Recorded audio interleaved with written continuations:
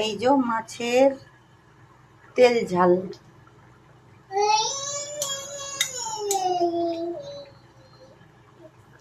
দেখো মাছের তেল ঝাল।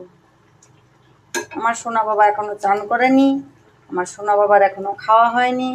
12:30 বেজে গেছে। আমি আমার বাবাকে এখন তেল মাখিয়ে, আজকে তো স্নান করাবো না, ওয়েদারটা প্রচণ্ড খারাপ আছে, তেল মাখিয়ে একটু গাটা মুছে দিয়ে ওকে আমি খাইয়ে নেবো।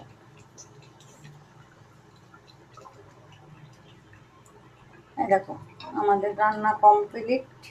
আজকে আর কিছু করতে পারছি না, বরের কাছে ক্ষমা চেয়ে নেব, কারণ আমি আজকে ওকে বলেছিলাম একটু ডাল করে দেব, সেটা আমার পক্ষে এখন আর সম্ভব হচ্ছে না।